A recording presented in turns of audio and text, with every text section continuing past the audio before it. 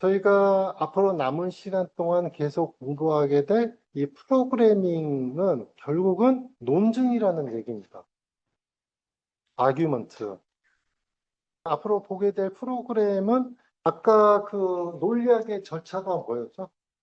제일 먼저 나온 게 명제가 있고, 그 다음에 명제에 대한 전제가 있고, 전제에 대한 추론 규칙이 있고, 추론 규칙에 따른 본론이 내리지 않습니까? 이런 절차를 가지고 있듯이 프로그램도 유사하게 이런 절차를 가지고 있다는 거예요. 프로그램은 제일 처음에 인풋, 입력값이 있고 어떤 알고리즘이라는 절차에다가 집어넣으면 결국은 결과가 나온다는 거죠. 이게 각 단계가 논리적 추론 규칙과 유사하다는 것을 그것과 비슷한 논리적인 구조입니다. 그 다음에 디버깅이라는 용어가 좀 낯서신 분들이 있을 거예요. 디버깅이라고 하면은 자기가 프로그램을 짜고 컴파일을 시키거나 실행을 시켰는데 작동이 안 되는 거예요. 처음부터 끝까지 계속 보면서 잘못된 오류 부분을 찾아내는 그런 과정이 바로 반증이라고 합니다. 컴퓨터에서 이 디버깅 한다는 것은 원래는 1960년대 단어에 대한 어원이 있었는데 옛날에는 컴퓨터가 이제 슈퍼컴퓨터처럼 커다란 사무실 공간 자체가 컴퓨터였잖아요. 근데 거기에 보면은 이런 막 진공관들이 있고, 영화에서 보면은 뭐 보이시죠?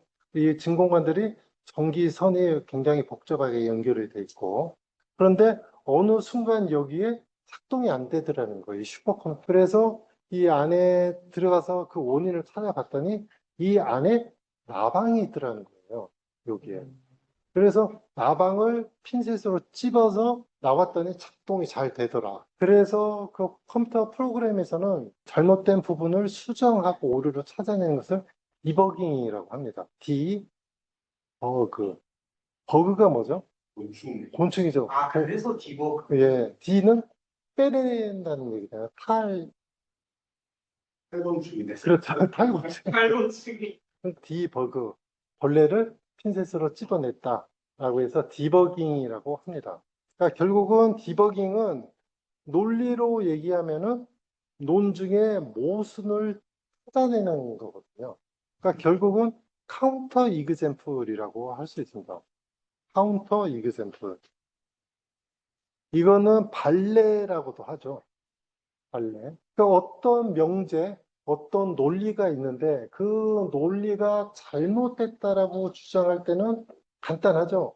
그 논리가 잘못된 그 수백, 수천만 가지 중에서 단 하나만 제시하면은 그 논리는 무너지게 됩니다. 그 하나가 바로 카운터 이그젬플인 거죠. 그러니까 예를 들어서 백조는 하얗다. 그럴 수 있죠. 그리고 사람들은 그게 맞다고 생각을 했어요. 그런데 어느 순간 호주에는 블랙스완, 검은색의 백조가 살고 있었거든요. 그 사실 하나만 있으면은 백조는 하얗다라는 명제는 언제든지 뒤집을 수가 있는 거죠. 그 사례 하나, 이게 바로 발레 카운터 이그샘플이라고 하는데 컴퓨터의 디버깅이라고 하는 것은 그 논리에서 반증을 찾아내는 과정이다. 이렇게 알아주시면 될 것 같습니다. 그러니까 논리 구조나 컴퓨터는 같다는 얘기를 지금 계속 반복을 하고 있는 겁니다. 이 책 전체가 분석 철학에 기반을 두고 서술이 된 책이라서 조금 어려우실 수가 있어요. 특히 지금 저를 비롯해서 수리논문에 많은 회원분들께서 그 유럽 대륙 철학에 익숙해지신 분들이라서. 근데 이 영리 철학은 기본은 대부분 분석 철학이고 그 책을 기반으로 해서 이 책이 좀 만들어졌기 때문에 그러한 부분들은 좀 감안을 하고 좀 읽어 주셨으면 좋겠습니다. 그래서 지금까지는 계속 분석 철학 말씀을 좀 드렸고요.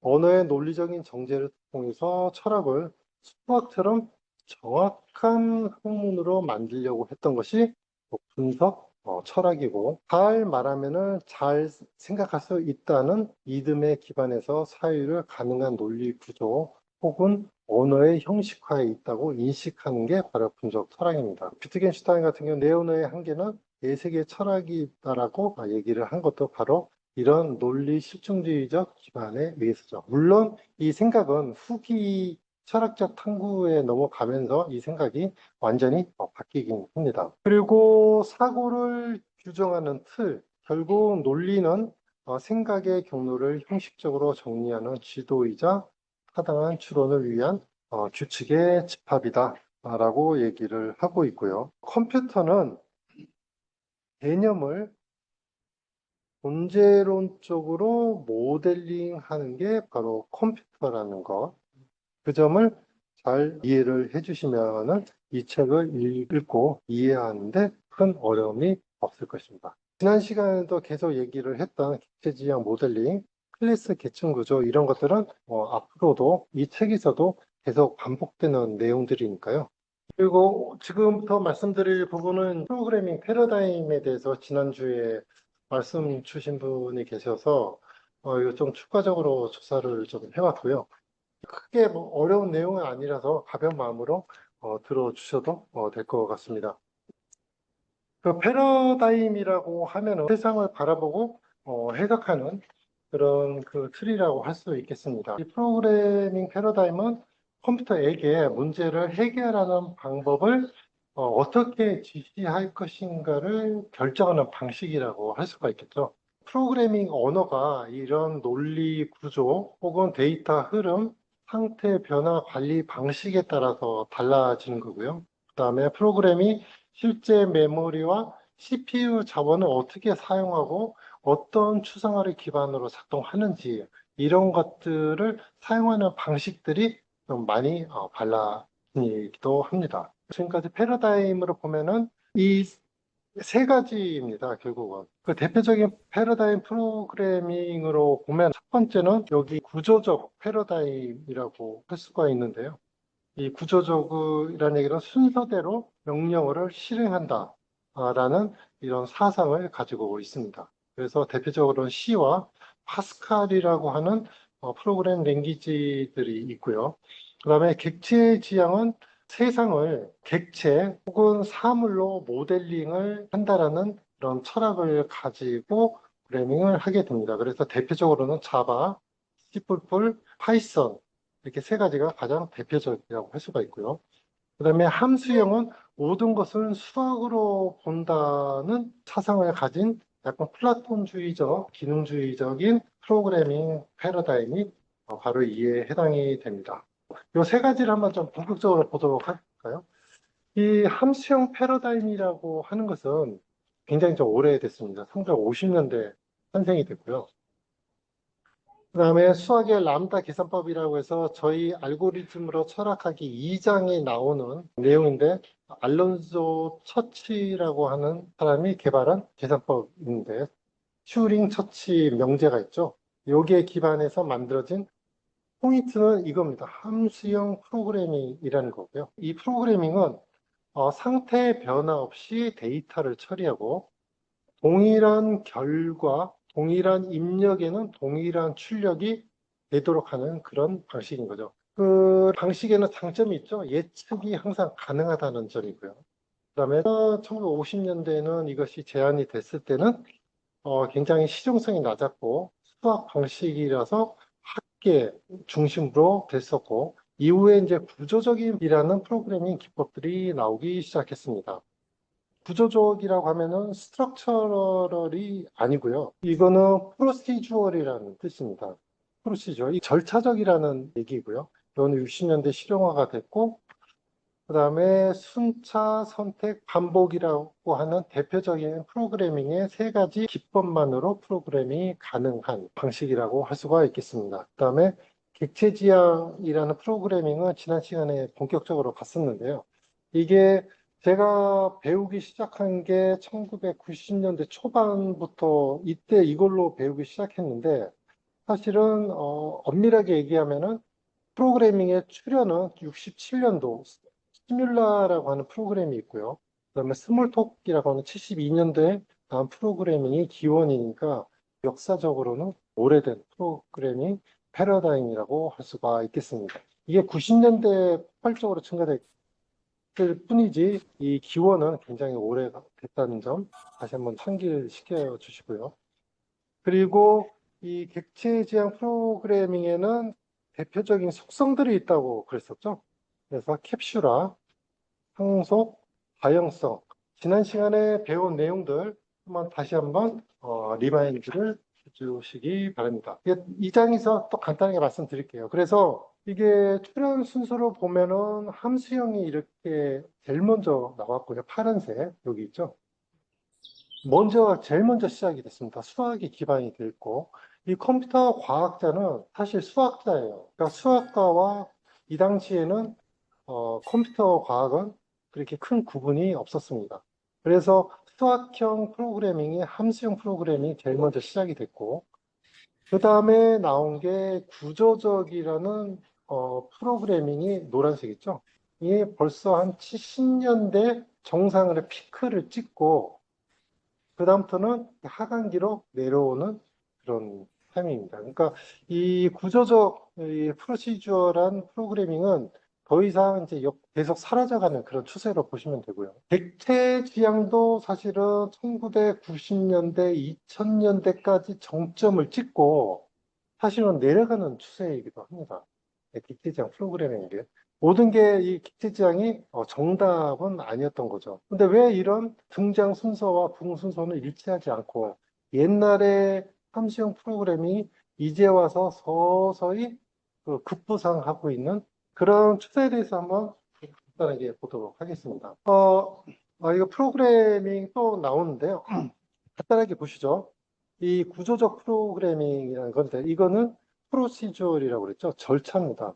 절차. 순서에 따라서 구성이 되어 있다는 겁니다. 이 프로그래밍 언어는 대표적으로 C라는 프로그램이고요. 여기 쭉 보시면은 프로그램 본문이 시작이 돼요. 여기 int, score, equal, get input 가로였죠. 이게 뭐냐면 스코어 점수가 프로그래밍에서 equal은 같다라는 뜻이 아닙니다. 이것은 여기에 있는 값을 여기에다가 집어넣으라는 뜻이에요. substitute. 그러니까 같다는 뜻이 아니고요. 그러니까 get input은 뭐냐면은 점수를 input한 값을 get 받아들여서 그 값을 스코어에다가 집어넣어라. 근데 그 값은 뭐냐? 인티저, 정수값인 거죠. 점수는 캐릭터 문자형도 아니고 실수형, 물론 실수형일 수도 있죠. 소수점일 수도 있고.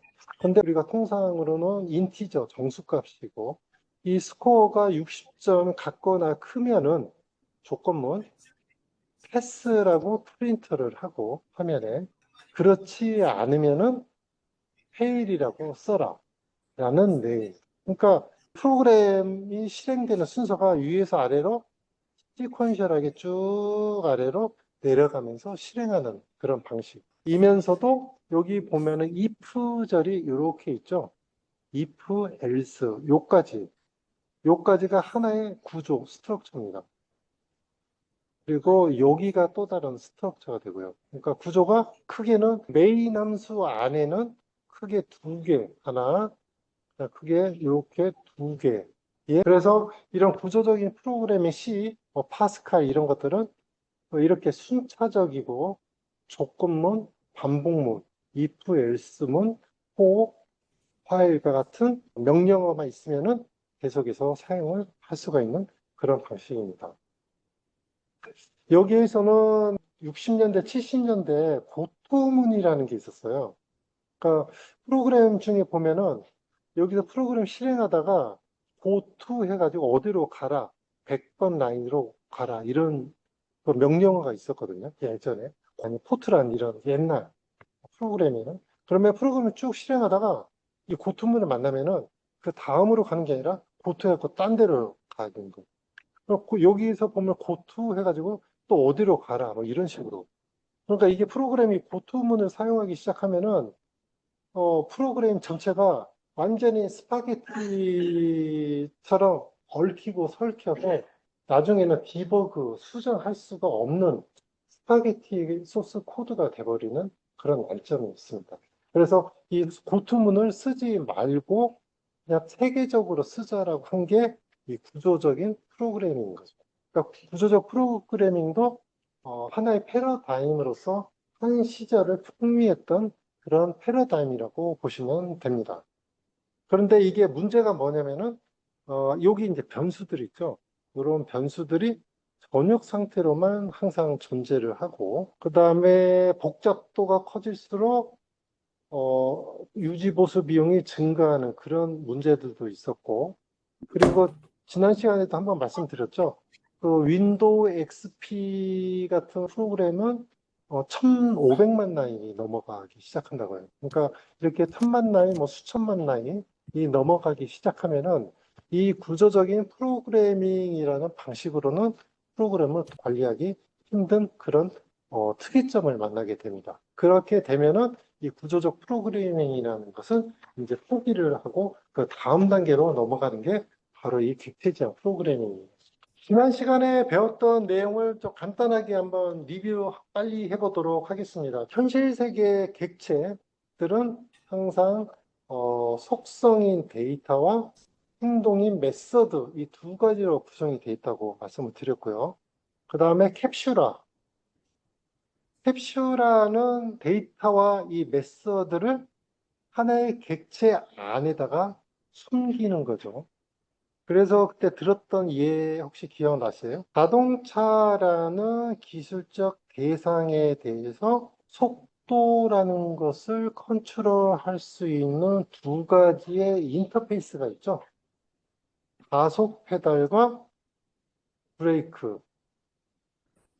이 두 가지 기능 외에는 모든 기능과 인터페이스가 다 차단이 되어 있죠.